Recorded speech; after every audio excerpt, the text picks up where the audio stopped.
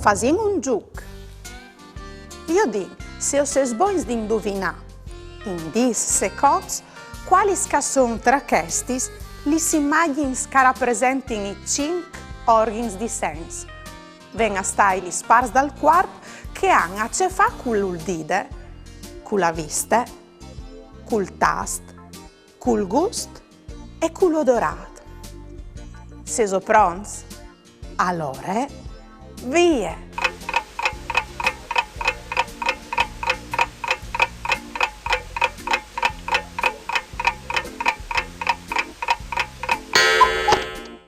Le immagini che rappresentavano gli organi di senso erano questi: l'orelle per udire, i voi per viste, la lingua per il gusto, il naso per l'odorato e le mani per il tasto.